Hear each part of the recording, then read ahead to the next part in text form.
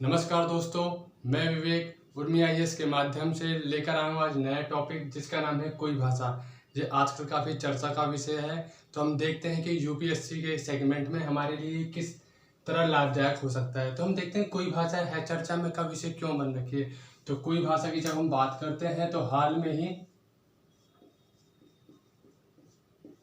ही में उड़ीसा सरकार ने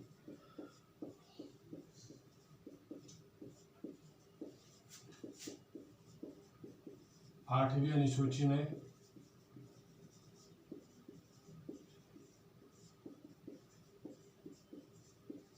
कोई भाषा को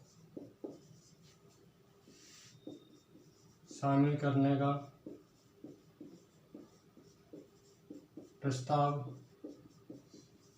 पारित किया। हाल ही में उड़ीसा सरकार ने आठवीं अनुसूची में कोई भाषा को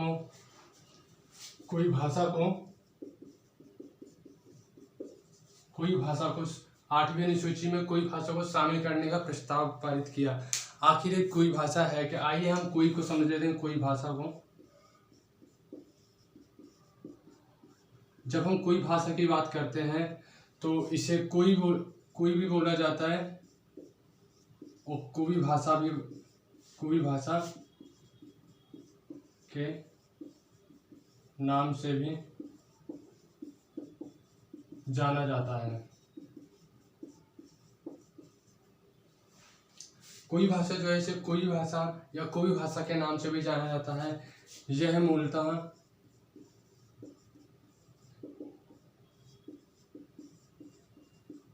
उड़ीसा राज्य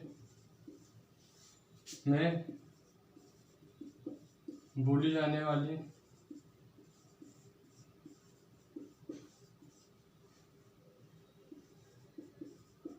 भाषा है। हमने देखा कोई भाषा क्या है, इसे कोई भाषा या कोई भाषा के नाम से भी जाना जाता है। यह मूलतः उड़ीसा राज्य में बोली जाने वाली भाषा है। इसे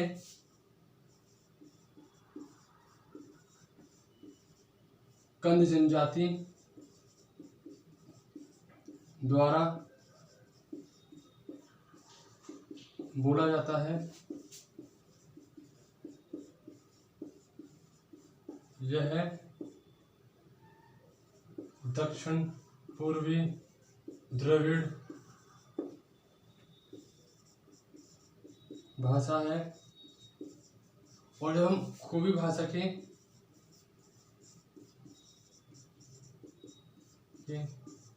लिपि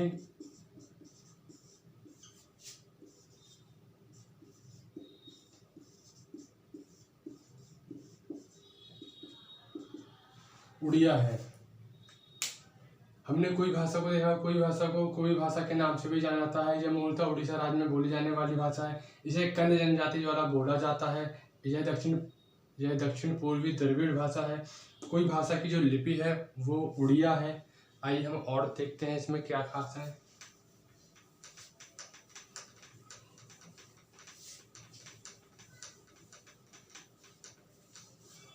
बात कर लेते हैं हम अपने आठवीं अनुसूची की।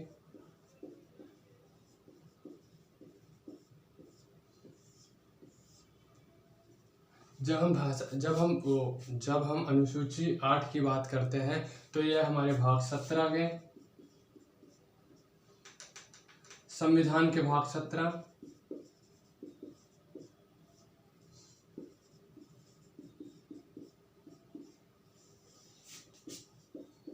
और जब हम अनुच्छेद की बात करते हैं तो ये हमारा 351 तक है।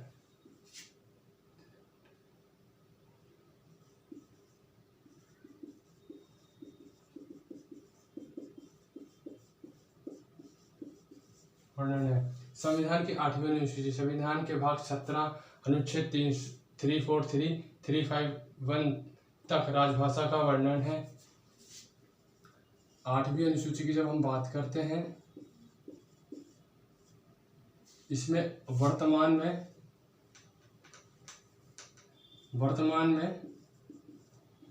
22 भाषा को रखा गया है।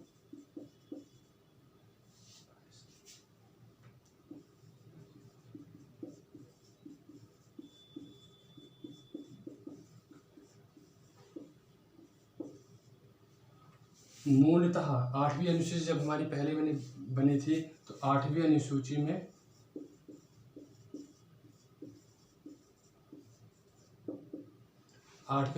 मूलतः 14 भाषा थी पहले। बाद में हमने 2 अमेंडमेंट करे जिसके तहत अभी वर्तमान में 22 भाषा है। और आप शास्त्रीय भाषा को भी जानते होंगे, 2006 में सरकार के माध्यम से 2006 में एक शास्त्रीय भाषा भी रखी गई है।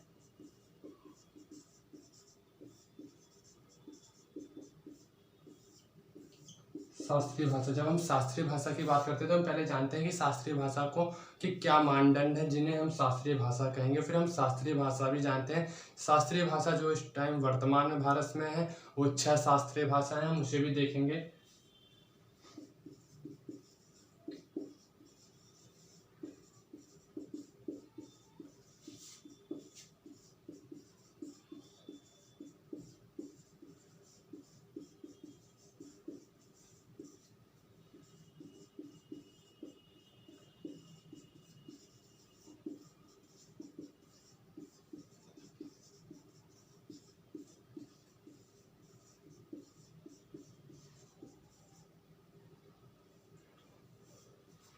हमने शास्त्रीय भाषा को भी देखा जो 1500 से लेकर 2000 वर्ष पहले जिनका वर्णन किसी ग्रंथ या पुराण इत्यादि में हो।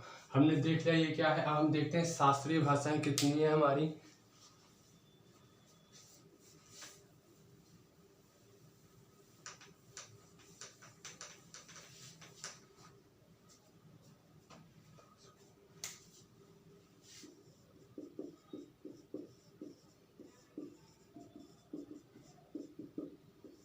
शास्त्रीय भाषा 6 है।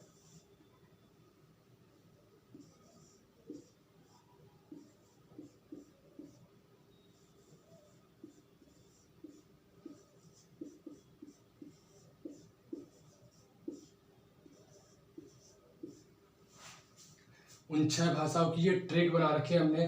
ताश को ओम तु, ताश से हो गई तेलुगु,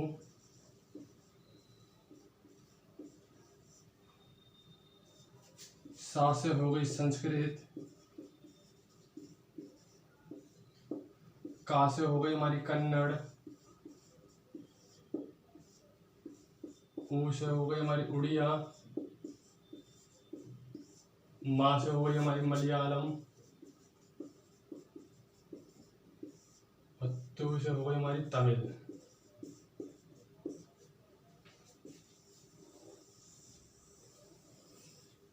ये हमारी वो 6 शास्त्रीय भाषाएं हैं। एक बार यूपीएससी ने क्वेश्चन पूछा था ऑब्जेक्टिव टाइप में कि निम्न में से कौन सी हमारी शास्त्रीय भाषाएं नहीं है। ये हमने आपको ट्रिक भी बता दी है। ताश को ओम तू, ताश को ओम तू, ताश को ओम तू, ये हमारी शास्त्रीय भाषाएं हैं। टोटल 6 अभी शास्त्रीय भाषाएं हैं वर्तमान में। तो आज हमने देखा कि कोई भाषा क्या है, कोई भाषा क्यों चर्चा में है, और हमने थोड़ा सा 8वीं अनुसूची के भी बारे में जाना कि वो भाग 17 में है। उसका अनुच्छेद 343 से लेकर 351 तक उनका राजभाषाओं का वर्णन किया गया है। कितनी शास्त्रीय भाषाएं हैं, उन शास्त्रीय भाषाओं को याद करने की हमने एक ट्रिक भी सीखी जिससे हम पेपर में तुरंत रिकॉल कर पाए और तुरंत उसे हम अपना आंसर करेक्ट कर पाए।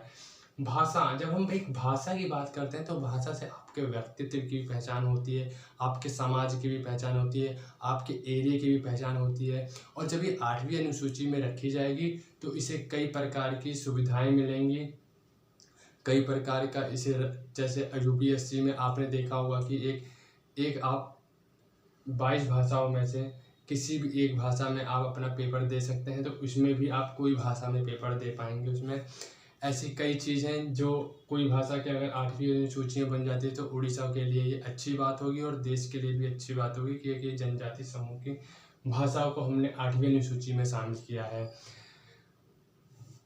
और मैं आपको ये सूचना देना चाहता हूँ कि जो मेरा टेलीग्राम लिंक है वो मेरे डिस्क्रिप्शन में है और मेरी इंस्टाग्राम आईडी डिस्क्रिप्शन में है। अगर आपको किसी प्रकार का भी कोई डाउट हो, कोई क्वेरी है, तो आप मुझे मेल कर सकते हैं, मुझे आप व्हाट्सअप कर सकते हैं। और अगर आपको वीडियो अच्छी लगी हो तो आप इसके नोट्स प्रिपेयर करते रहें। साथ साथ समय बहुत तेज़ी से भाग रहा है, समय को नज़रअंदाज मत करिए। एक दिन ऐसा समय आएगा आपका पीटी नज़दीक आ जाएगा और आपकी तैयारी जीरो रहेगी। आप सोच रहे होंगे मैं अगले महीने से करूँगा, मैं 1 महीना रेस्ट कर लेता हूँ, मैं अगस्त से करूँगा, सितंबर से करूँगा, तो नहीं। आप पर डे कुछ पढ़िए, कुछ टारगेट लेके चलिए। मैं हर वीडियो में आपसे यही कह रहा हूँ कि रोज़ पढ़ना है आपको। कंटिन्यूटी 2 घंटा 4 घंटा उसे बढ़ाइए अपनी डाइट। जैसे एक हफ्ते में आप 2 केले खाते हैं, अगले हफ्ते 4 खाइए, 6 खाइए, डाइट बढ़ाइए आप अपनी। मैं ये कहना चाहता हूँ कि आप अपने जो 2 साल या 3 साल अपना जो आपने टारगेट रखा, उस 3 साल में अपने आप को अच्छे से झोंक दीजिए। होना ना होना थोड़ा आपकी मेहनत पे है, 1 ना 1% ईश्वर पे है, पर आप अपनी तरफ से तो संतुष्ट रहें कि हाँ मैंने अपना 100% दिया। तो इसी के साथ मैं विदा लेता हूँ और मिलता हूँ आपको मैं अगली वीडियो में अपनी। तो थैंक यू सो मच। जय हिंद, जय भारत, नमस्कार।